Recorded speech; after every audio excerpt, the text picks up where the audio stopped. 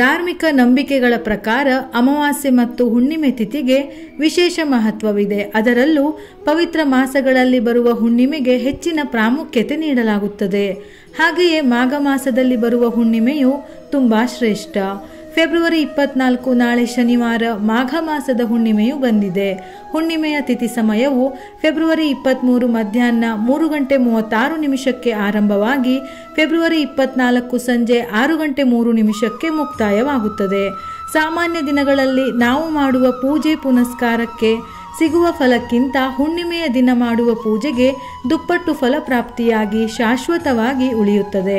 ಮಾಘ ಮಾಸದ ಹುಣ್ಣಿಮೆಯ ದಿನ ಪವಿತ್ರ ನದಿಗಳಲ್ಲಿ ಸ್ನಾನ, ವಿಷ್ಣು ಸಮೇತ ಲಕ್ಷ್ಮಿಯ ಆರಾಧನೆ, ದಾನ, ಹವನ ಮತ್ತು ನಮ್ಮ ಪಿತೃಗಳನ್ನು ನೆನೆದು ತರ್ಪಣ ಬಿಡುವುದು ಇವೆಲ್ಲ ಮಾಡುವುದರಿಂದ ಶ್ರೇಷ್ಠ ಫಲ ಸಿಗುತ್ತದೆ. ಪೂಜೆ ಪುನಸ್ಕಾರದ ಜೊತೆಗೆ ನಾವು ಮಾಡುವ ದಾನದಿಂದಲೂ ನಮಗೆ ಪುಣ್ಯ ಲಭಿಸುತ್ತದೆ. ಅಂದರೆ ಮಾಘ ಹುಣ್ಣಿಮೆಯ ದಿನ ದಾನ ಮಾಡಿದರೆ ಸ್ವರ್ಗಲೋಕ ಪ್ರಾಪ್ತಿಯಾಗುತ್ತದೆಯಂತೆ. ಇದರ ಜೊತೆಯಲ್ಲಿ ಈ ದಿನ ಮಾಡುವ ಸಣ್ಣ ಪುಟ್ಟ ಪೂಜೆ ಪುನಸ್ಕಾರ ದಾನಗಳಿಂದ 1000 ಪಟ್ಟು ಪುಣ್ಯ ಲಭಿಸುತ್ತದೆ. ಪುರಾಣಗಳ ಪ್ರಕಾರ ಮಾಘ ಹುಣ್ಣಿಮೆಯ ದಿನ ಸಾಕ್ಷಾತ್ ವಿಷ್ಣು ದೇವನು ಗಂಗಾ ನದಿಯಲ್ಲಿ ಇರುತ್ತಾನೆ ಎಂದು ಹೇಳುತ್ತಾರೆ. ಮಾಘ ಹುಣ್ಣಿಮೆಯ ದಿನ ಸ್ವತಃ ದೇವಾನುದೇವತೆಗಳೇ ಭೂಮಿಗೆ ಬಂದು ಗಂಗಾ ನದಿಯಲ್ಲಿ ಸ್ನಾನ ಮಾಡುತ್ತಾರಂತೆ. ಹಾಗಾಗಿ ಈ ದಿನ ಗಂಗಾ ನದಿ ಅಥವಾ ಯಾವುದಾದರೂ ಪುಣ್ಯ ನದಿಗಳಲ್ಲಿ ಸ್ನಾನ ಮಾಡಿದರೆ ತಿಳಿದು ತಿಳಿಯದೆಯೋ ಆಗಿರುವ ದೋಷದಿಂದ ಸರ್ವ ಪಾಪಗಳೆಲ್ಲ ನಿವಾರಣೆಯಾಗಿ ಮೋಕ್ಷವನ್ನು ಪಡೆಯುತ್ತಾರೆ ಎನ್ನುವ ನಂಬಿಕೆ. ಈ ದಿನ ಗಂಗಾ ನದಿ ಅಥವಾ ಪವಿತ್ರ ನದಿಗಳಲ್ಲಿ ಸ್ನಾನ ಮಾಡಲು ಸಾಧ್ಯವಾಗದೇ ಇದ್ದರೆ ಸ್ನಾನದ ನೀರಿಗೆ ಗಂಗಾಜಲವನ್ನು ಸೇರಿಸಿ ಸ್ನಾನ ಮಾಡಿದರೂ ಗಂಗಾ ನದಿಯಲ್ಲಿ ಸ್ನಾನ ಮಾಡಿದಷ್ಟೇ ಪುಣ್ಯ ಫಲ ಸಿಗುತ್ತದೆ. ಸ್ನಾನ ಮಾಡುವಾಗ ಪವಿತ್ರ ನದಿಗಳ ಹೆಸರನ್ನು ಸ್ಮರಿಸುತ್ತಾ ವಿಷ್ಣು, ತಾಯಿ ಲಕ್ಷ್ಮೀ ದೇವಿಯನ್ನು ಪ್ರಾರ್ಥನೆ ಮಾಡಬೇಕು. ಸ್ನಾನದ ನಂತರ ಮನೆಯಲ್ಲಿ ಅರಿಶಿನ ನೀರನ್ನು ಸಿಂಪಡಿಸಬೇಕು. ಇದರಿಂದ ಮನೆಯಲ್ಲಿರುವ ನಕಾರಾತ್ಮಕ ಶಕ್ತಿ ದೂರವಾಗುತ್ತದೆ. ಸತ್ಯನಾರಾಯಣ ಪೂಜೆಯನ್ನು ಮಾಡಲು ಹುಣ್ಣಿಮೆಯು ಶ್ರೇಷ್ಠವಾದ ದಿನ. ನಾಳೆಯ ದಿನ ಸ್ನಾನದ ನಂತರ ಸೂರ್ಯದೇವನನ್ನು ಸ್ಮರಿಸಿ ಸೂರ್ಯನಿಗೆ ಅರ್ಘ್ಯವನ್ನು ಅರ್ಪಿಸುವುದು.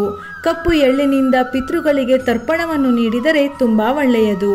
ಈ ದಿನ ದೇವರ ನೈವೇದ್ಯಕ್ಕೂ ಕಪ್ಪು ಎಳ್ಳನ್ನು ಇಟ್ಟು ಪೂಜೆ ಮಾಡಬಹುದು.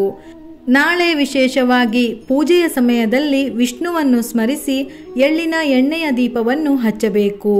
ಮಾಘ ಮಾಸದ ಹುಣ್ಣಿಮೆಯು ಶನಿವಾರ ಬಂದಿರುವುದರಿಂದ ವೆಂಕಟೇಶ್ವರ ಸ್ವಾಮಿಯ ಅನುಗ್ರಹಕ್ಕಾಗಿ ಅಕ್ಕಿ ಹಿಟ್ಟಿಗೆ ಹಾಲನ್ನು ಸೇರಿಸಿ ದೀಪವನ್ನು ತಯಾರಿಸಿ ದೀಪಕ್ಕೆ ಅರಿಶಿನ ಕುಂಕುಮವನ್ನು ಹಚ್ಚಿ ಶುದ್ಧ ಹಸುವಿನ ತುಪ್ಪದಿಂದ ದೀಪವನ್ನು ಬೆಳಗಬೇಕು.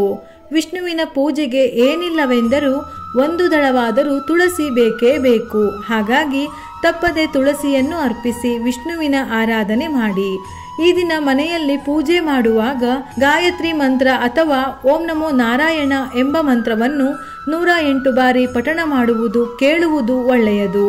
ಹುಣ್ಣಿಮೆಯ ದಿನ ವಿಶೇಷವಾಗಿ ವಿಷ್ಣು ಮತ್ತು ಲಕ್ಷ್ಮೀ ದೇವಿಯನ್ನು ಪೂಜಿಸುವುದರಿಂದ ಎಲ್ಲ ಇಷ್ಟಾರ್ಥಗಳು ಈಡೇರುತ್ತದೆ. ಈ ದಿನ ತಾಯಿ ಲಕ್ಷ್ಮಿಯ ಅನುಗ್ರಹಕ್ಕಾಗಿ ಧನ ಸಂಪತ್ತು ವೃದ್ಧಿಗಾಗಿ ಬೆಳಗ್ಗೆ ಮತ್ತು ಸಂಜೆಯ ಸಮಯದಲ್ಲಿ ತುಳಸಿ ಗಿಡದ ಬಳಿ 2 ತುಪ್ಪದ ದೀಪವನ್ನು ಹಚ್ಚಿ ಅರಳಿ ಮರಕ್ಕೆ ಭಕ್ತಿಯಿಂದ ನೀರನ್ನು ಅರ್ಪಿಸಿ ತುಪ್ಪದ ದೀಪವನ್ನು ಹಚ್ಚಿ ಪ್ರದಕ್ಷಿಣೆಯನ್ನು ಹಾಕಿದರೂ ತುಂಬಾ ಒಳ್ಳೆಯದು. ಈ ದಿನ ಬಡವರು ಮತ್ತು ನಿರ್ಗತಿಕರಿಗೆ ಆಹಾರವನ್ನು ನೀಡಬೇಕು.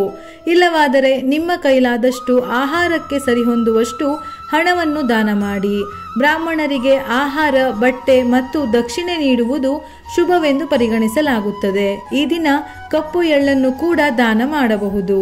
2 ವ್ಯಕ್ತಿಗಳಿಗೆ ಸಾಕಾಗುವಷ್ಟು ದಿನಸಿ ಪದಾರ್ಥಗಳು, ತರಕಾರಿ, ಹಾಲು, ಮೊಸರು, ಬೆಣ್ಣೆ, ತುಪ್ಪ ಪ್ರತಿಯೊಂದನ್ನು ದಾನ ನೀಡಬೇಕು. ಇದರಿಂದ ಪೂರ್ವಜರು ಸಂತೃಪ್ತರಾಗುತ್ತಾರೆ. ಸಂಜೆ ಚಂದ್ರನನ್ನು ಪೂಜಿಸಿ ಚಂದ್ರನಿಗೆ ಹಸಿ ಹಾಲಿನಿಂದ ಅರ್ಘ್ಯವನ್ನು ಅರ್ಪಿಸಿದರೆ ಜಾತಕದಲ್ಲಿರುವ ದೋಷ, ಮಾನಸಿಕ ಒತ್ತಡಗಳು ನಿವಾರಣೆ ಆಗುತ್ತದೆ. ನಾಳೆಯ ದಿನ ಸ್ನಾನ, ದಾನ, ಪೂಜೆ ಮಾಡುವುದರಿಂದ ಮನೆಯಲ್ಲಿ ಆರ್ಥಿಕ ಬಿಕ್ಕಟ್ಟು ನಿವಾರಣೆಯಾಗಿ ಆರೋಗ್ಯ ವೃದ್ಧಿಯಾಗುತ್ತದೆ. ಹುಣ್ಣಿಮೆಯ ಪೂಜೆಯಿಂದ ಮನೆಯಲ್ಲಿ ಧನ, ಕನಕ, ಸಂಪತ್ತುಗಳು ಎಂದಿಗೂ ಕಡಿಮೆಯಾಗುವುದಿಲ್ಲ. ಯಾವುದೇ ದೋಷವಿದ್ದರೂ ನಿವಾರಣೆಯಾಗಿ ವಿಷ್ಣುವಿನ ಅನುಗ್ರಹ, ತಾಯಿ ಲಕ್ಷ್ಮಿಯ ಆಶೀರ್ವಾದದಿಂದ ಸುಖ, ಸಂತೋಷ, ನೆಮ್ಮದಿ ನೆಲೆಸುತ್ತದೆ. ವಿಡಿಯೋ ಇಷ್ಟ ಆಗಿದ್ದಲ್ಲಿ ಮರೆಯದೆ ಲೈಕ್ ಮಾಡಿ, ನಮ್ಮ ಚಾನಲನ್ನು ಸಬ್ಸ್ಕ್ರೈಬ್ ಮಾಡಿ. ಇದೇ ರೀತಿಯ ಮನಮುಟ್ಟುವ ಉಪಯುಕ್ತ ಮಾಹಿತಿಗಳಿಗಾಗಿ ಮತ್ತೆ ಭೇಟಿಯಾಗೋಣ.